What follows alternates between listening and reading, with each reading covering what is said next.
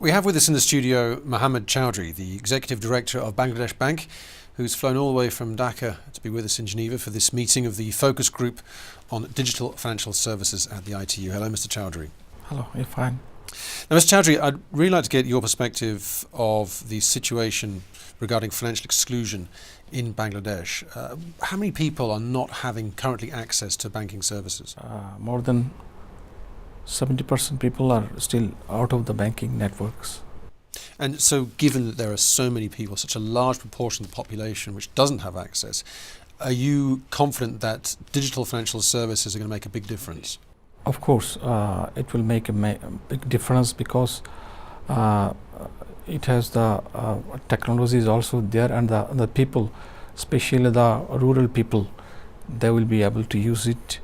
And so that with the use of this financial service, the economic activities will be enhanced, and there will be growth in our economy. And have you seen this process begin already? Are there already areas in Bangladesh where people are using their mobile phones to access some form of financial service? Okay, they are already using the mobile financial service. You see people working in the cities and towns, they are sending money to their families with the mobile accounts.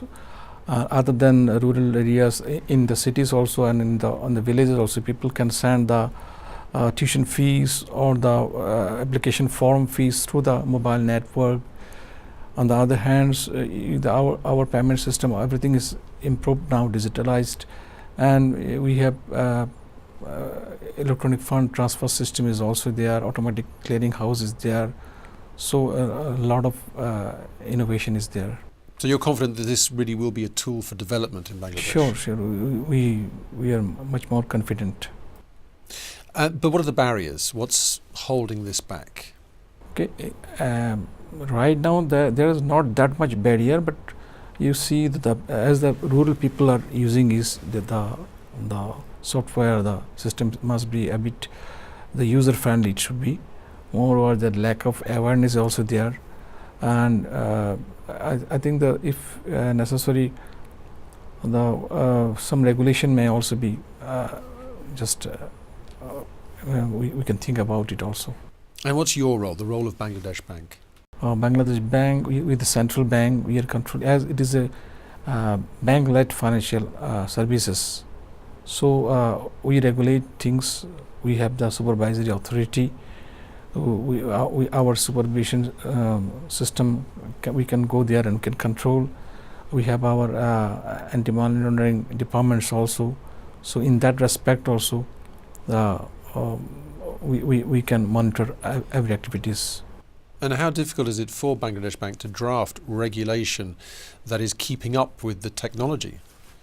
Actually, not difficult. We have already drafted a regulation a bit more friendly for the investors, and we talk with every stakeholders, and we are going to implement it. Now we're speaking, as I said, in Geneva at the ITU studios, and you've been taking part in this first day session. What for you is the benefit for Bangladesh of being involved in this kind of process?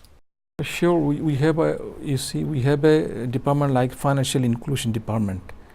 We work with we work with the rural peoples, with the agricultural farmers, with the school going boys, we have a no frill accounts also. We have a 10 taka accounts for the village farmers. We have also account facilities for the street boys, so that they can have an account. So if this mobile financial service improves, all these peoples can be activated, and all these financial activities will finally enhance our economic growth, I think. And what can the focus group here, the Digital Financial Services Focus Group, what can that exactly do to help that process? Okay, they'll find out what we are lacking, what we need to do.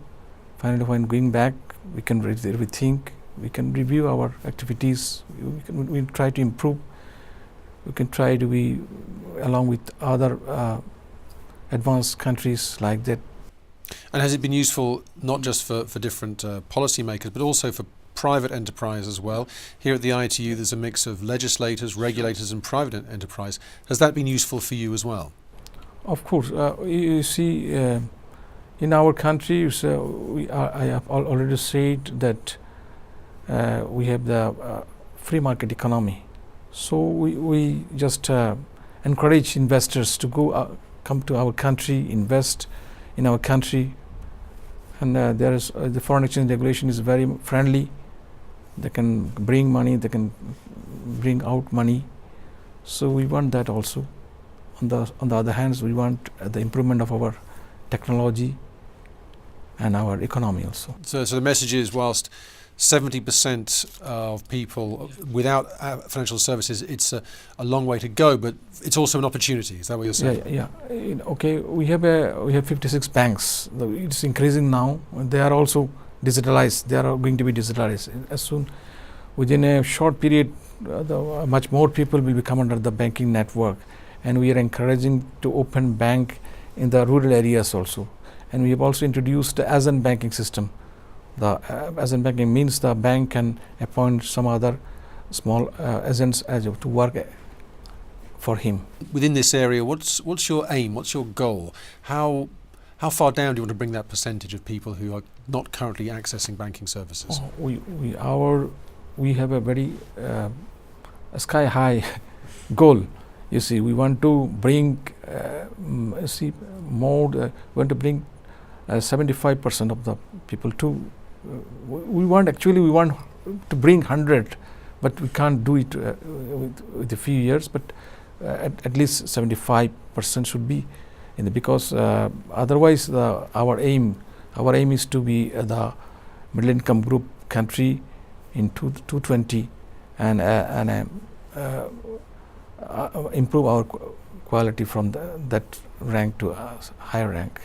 Well, let's hope that these kind of services can make a big improvement there. Sure, because this is very fruitful for the women entrepreneurs, those are living in the villages. Even the businessman, he can just send money to anywhere, he can bring money. So the economic activities get a pace, is getting a speed. So within a short period, early days, they have to wait for a month long when the family had come, bring money with him, and they will do their own work. But now, the family chief, if he is living in the town, he can send money every day. Electronically? Yeah, electronically. On the other hand, we also want one of the other aim is to have a cashless society. We want green banking. We have introduced green banking. We don't want paper money. We don't want waste papers. So this will also help in the sense of the improving our environment also. Well, Mr. Chowdhury, thank you very much for talking to us. Thank you very much.